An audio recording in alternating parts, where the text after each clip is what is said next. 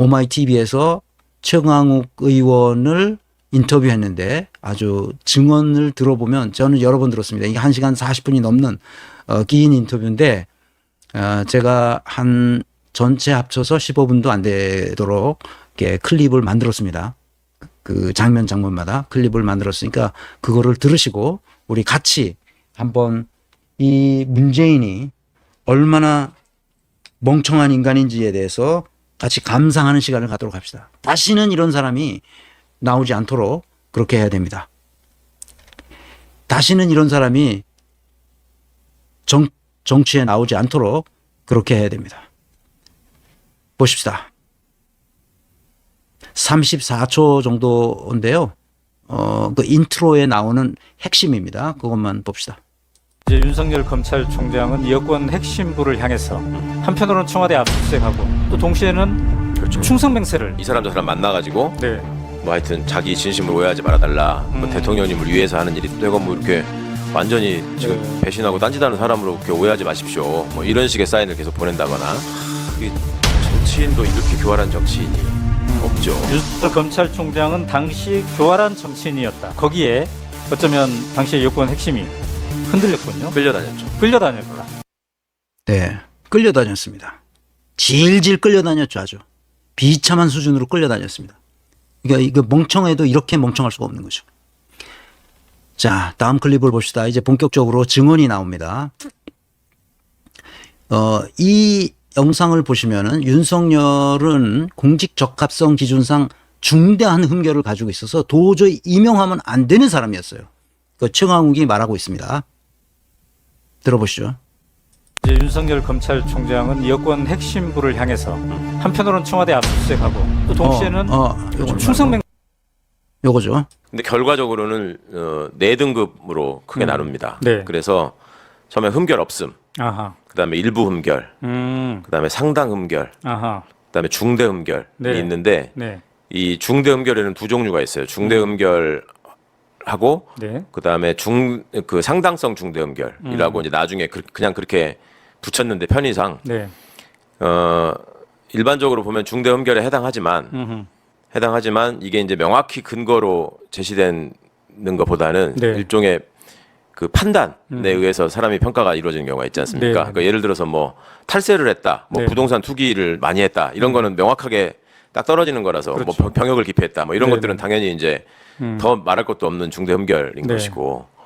그렇지만 그게 아니고 뭐 다른 일종의 여러 가지 업무를 해가는 과정에서의 갈등이나 네. 뭐 태도나 뭐 이런 것들이 이제 여러 가지 복합돼서 나올 수 있는 그렇겠죠? 문제들 이런 것들에 대해서는 이 사람의 능력이나 지금 상황을 볼 때 한번 고려해 볼 수 있는 사람 네. 네. 그런 거는 이제 상당성 중대 흠결 뭐 이렇게 표현을 하고는 했었는데요. 네.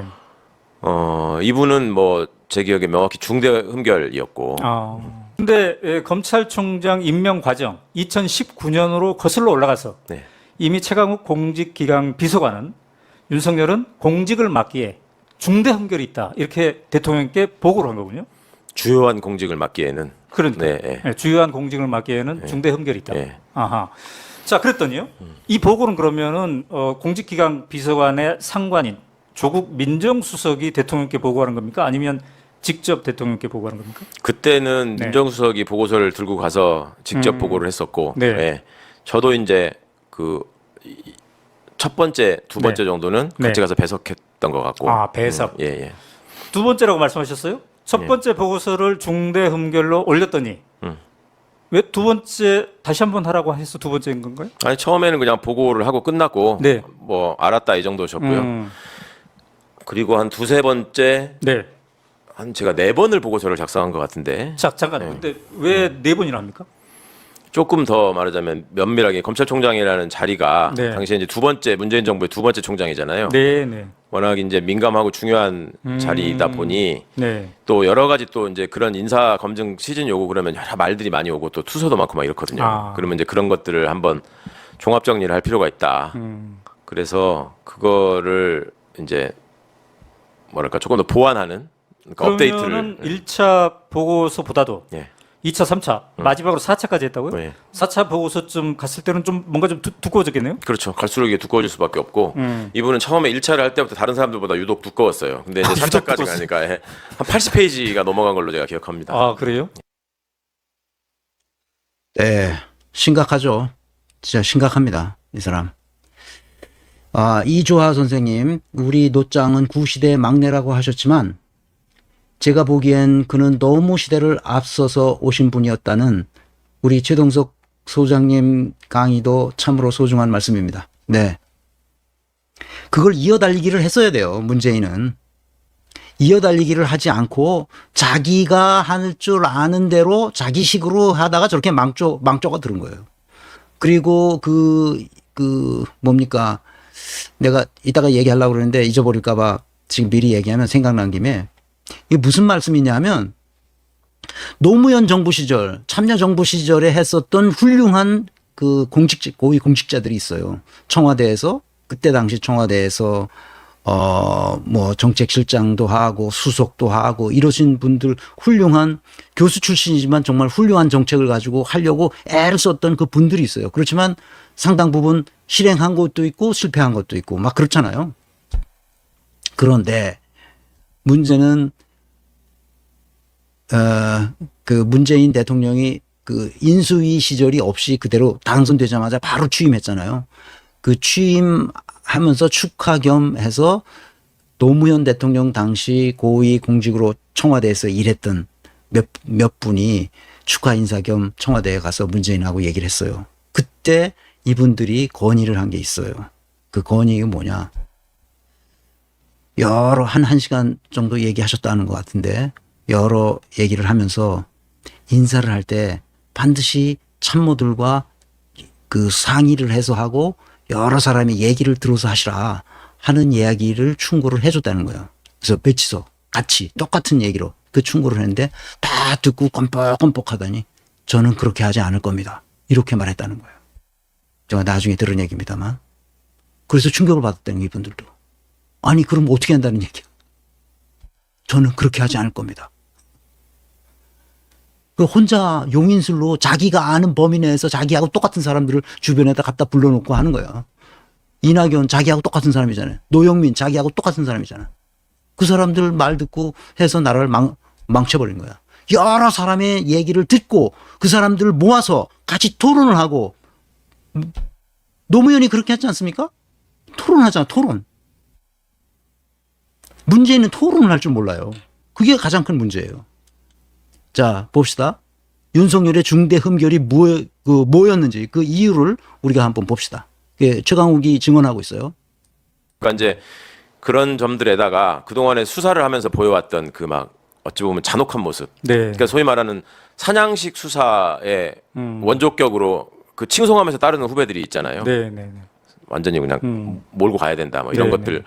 그래서 뭐 예를 들어 예전에 뭐 신정아 씨 같은 분들이 수기에서 뭐 네. 그런 것도 쓰고 그러지 않았습니까? 네. 이제 그런 모습들이 그때도 다 알고 있었기 때문에 뭐 네. 사생활 문제는 차치하고라도 공적으로 보여준 여러 가지 모습들이 문재인 정부의 검찰총장으로서 적합한가? 네. 이 부분에 대해서는 근본적인 문제가 있을 수밖에 없다. 이렇게 판단한 거죠. 그러니까 이제 국정원 댓글 수사 사건. 네. 그걸 통해서 검사 윤석열이 이제 국민들에게 많이 알려지고 그렇죠. 영웅 시대였죠. 네네. 근데 그때도 정의를 위해서 예. 이거를 수사했다기보다는 국정원과 상대하고 있는 네. 검찰의 조직의 예. 위상을 높이는 검찰 제일주의적인 발상 그렇죠. 이것이 밑바탕에 있었다라고 그때부터 간파하고 계셨다는 거예요. 그러니까 저는 그거 자체가 나쁘다고 생각했다기보다는 네. 아 저렇게 소신을 가지고 저렇게 하는 게 필요하다. 그런데 저 태도가 네. 저분이 살아온 자기의 일관된 소신이나 원칙에 그러니까 그 정의로운 원칙에 반해서 저러는 것인가? 네. 아니면 검사 제일주의, 검사로서의 일종의 그 오도된 자부심, 자존심 네. 이런 것들을 지키기 위해서 하는 것인가? 네. 라는 거 볼 때 일반적으로는 첫 번째일 경우라고 사람들이 생각해서 영웅시했는데 저는 그건 아니다. 이거 두 번째다. 이제 그 시점 네. 인사검증을 하던 2019년의 네. 이 시점이라는 것이 검사 윤석열에 대해서 우호적인 생각을 하는 사람들이 많았죠. 상당히 많았지 않습니까? 많았죠. 예. 아니 그렇다면은- 저조차도 처음에 네. 중앙지검장으로 되는 파격 인사를 했을 때 네네네. 그때는 저도 박수를 쳤었습니다. 그러니까 그런 분위기 속에서라면 네네. 이제 쭉 검증을 해봤어요. 네. 근데 흠결이 있는 것 같아. 네. 근데 그러면 중대 흠결, 최고로 흠결이 중대 흠결이잖아요. 네. 그 전 단계, 약간의 흠결, 조금의 흠결 이렇게 쓸 수도 있었는데 네. 굳이 중대 흠결이라고까지 얘기한 거는 이 행적을 봤더니 문재인 정부의 국정 철학을 그 이행하기에는 네. 부적합한 인물이다 이런 판단이 있었던 건가요? 문재인 정부의 국정 철학이라는 면보다도 네. 국민들이 원하는 아, 검찰상이 이제 사실은 문재인 정부의 국정 철학하고도 뭐 무관하진 않죠. 근데 네. 문재인 정부로만 끝날 일이 아니고 네네네. 검찰이라고 하는 것은 계속 우리나라에 존재할 수 해야만 하는 조직이니까 네. 어찌 보면 이것이 앞으로 변화해 가고 발전해 가야 되는데 네. 거기에 적합한 사람인가? 그러면 제가 보기에는 그리고 이제 그걸 저 혼자 판단하는 게 아니고 이제 네. 우리 그 담당 행정관들이랑 다 전원 회의를 통해서 이제 의견을 모아가는데 네. 다들 이제 주요한 부서에서 온 공직자들이니까 네. 이 사람이 보여온 여러 가지의 그 태도나 행적으로 볼 때 네. 검찰이 그동안에 이 잘못 가지고 있었던 문화들이나 일종의 폐습이라고 하죠. 폐습을 너무 많이 안고 있다. 근데 거기서 벗어나기 힘든 사람이다. 그리고 검찰의 적폐네. 그렇죠. 뭐 어찌 보면 소위 특수부 중심으로 네. 우리가 제일이고 네. 검사가 가장 정의롭고 검사만이 세상을 구원할 수 있다라고 착각하는 그 일군의 무리들이 있거든요. 네. 그런 정서를 그대로 갖고 있기 때문에 참 이게 역설적이네요. 예. 그 적폐 수사를 문재인 정부에서 적폐 수사를 지휘했던 윤석열 검사. 예. 그의 DNA 안에 검찰의 적폐가 쌓여 있었고 그것을 간파해서 중대 흠결이라고 얘기한 셈이네요. 저 검찰의 문제점을 얘기할 때 많은 분들이 정치 검찰이라고 표현을 하잖아요. 네네네. 지금은 이제 검찰 정치까지 변했다 이렇게 말을 하는데 네.